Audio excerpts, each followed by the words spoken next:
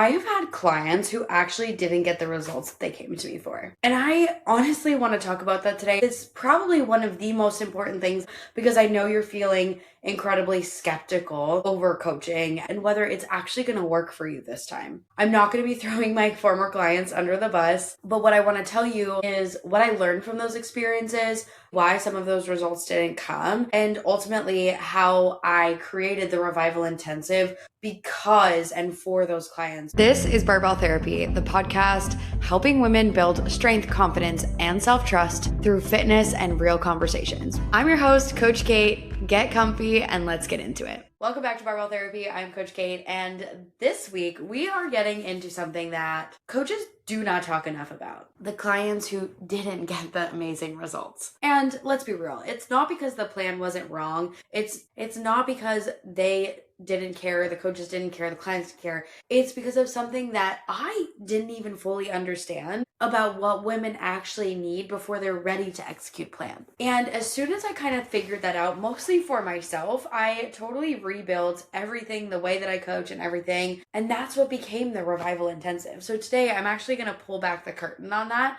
and talk to you all about it. When I first started coaching, I operate the way most coaches operate, right? Someone comes to me, they have a goal. I assess them, I built a plan, macros, workouts, steps, check-ins, all the things. And genuinely, if the plan is good enough, the results are going to follow, right? And sometimes they did, but sometimes they didn't. And when they didn't, again, I did what most coaches do, right? We modified the plan, we lowered targets, we made it easier, we adjusted things so then that way they could achieve what we're putting together. But I kept meeting them where they were because they were not meeting the plan. And that hardo style of coaching just isn't my vibe. And I would give them ideas and strategies and ways to be able to achieve the plan, but it just wasn't working. And what I didn't realize was that I was just moving the goalposts around the field that they weren't even playing on. I was accommodating their experience when what I really needed to do was realize that they weren't ready for that playing field, right? So here's what I started to notice, right? These clients weren't that they were unmotivated or that they were lazy. In fact, some of the women who struggled the most were the most motivated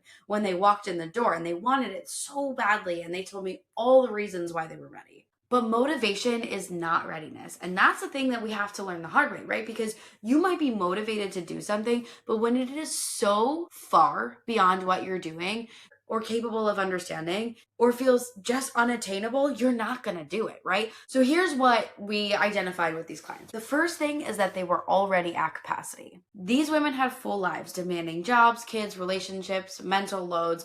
They were already pushing their limits, okay? And here I was handing them a program, right, that required more time, more energy, more decision-making, more discipline. We weren't starting from zero. We were honestly starting from negative. And I kept designing a program for somebody who had the capacity to do it, but that person didn't exist, right? There was the education and I did coach them through it, but that was never going to solve the real issue. The next piece is their mindset. I could hand somebody the most perfectly designed nutrition plan, but if they are not ready for it, they are not going to execute it. Because the first time that stress comes into play, it's not because you don't care, but you don't have the internal structure to be able to handle a hard day without habits completely failing, right? And that is a lot of where we see this all or nothing mentality start to creep in. The idea that you have to follow a plan to the T or you've completely ruined it and fallen off with one snack or that all or nothing mindset, that's what was running the show. One bad meal turned into one bad week. One missed workout means the whole thing is ruined. I'm not even going to try to exercise the rest of the week. And until we address that pattern at the root, no plan is going to survive contact with real life, right? And what's worse is it continued to increase the shame and guilt spiral. Then we realized that she was trying to earn a result that she didn't even believe she deserved yet. And this one was really hard for me to grasp. There's a version of you that is going to white knuckle for 2 or 3 weeks and get some results. And then there's going to be a self-sabotaging pattern. The moment that things start working, something in you is going to pull back. Deep down, you don't trust that these results are going to work, right? You've been here before. The early results, the momentum, but then you watch it fall apart. So your nervous system was bracing for impact before impact even happened. And the identity, who you believe yourself to be, hasn't changed yet. You can't sustain results that your identity doesn't even support. And last but most certainly not least, she didn't have the support that she needed in her environment. A partner who wasn't on board, friends who made comments, a job that demanded every ounce of her, right? A home that had no structure around food, a schedule, etc. I kept coaching the individual and ignoring the environment that she was in and going home to every day, trying to give her strategies to be involved in that environment without understanding the environment's impact on her. And the environment always wins, okay? You can't build new habits in a space that's actually working against you without first addressing what inside of them is working against you. And all of these patterns are something that I walked through myself over these last few years. I know what you're going through. And I was trying to get my clients to the end line without even showing them the steps it took to get there. Unfortunately, some billionaire still hasn't invented a time machine yet. So I had a choice. I could keep doing what I was doing and helping clients that maybe were a little bit more ready for the process instead of serving the women that I feel are being painfully ignored in the industry. Or I could solve the actual problem. And solving the problem meant rebuilding from the ground up so that I can continue to serve the women that are being painfully ignored in the industry. So first I had to reveal my own self-sabotage behaviors. What was it like when I was in your shoes? What did I need to heal and mend before I could execute on a fat loss plan and sustain the results? And this is important because it's not just about losing weight. It's about doing it in a way that sticks and revives that strong, badass woman that I know that's in there.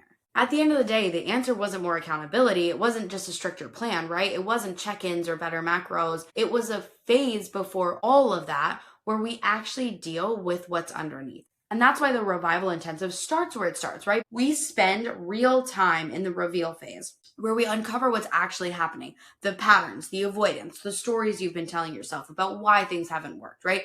The capacity you actually have versus the capacity you think that you should have, right? We heal the metabolism, we build the habits, we establish a baseline. And we do that slowly because sustainability is built in small proven steps, not dramatic changes that collapse the moment that life gets hard. When you finally have the foundation, when your body is fueled, when your habits are real and your identity of who you know you can be has started to shift, then we can go into a fat loss phase. And it works because we're not asking you to change everything all at once. We're asking you to build on something that already has stable ground, okay? So many coaches will tell you that you need to earn your fat loss phase through consistency, and that is true. But I teach my clients to find the space for a fat loss phase designed around your capacity to be able to achieve it, right? Because not every season of life can handle the stress that comes with losing weight.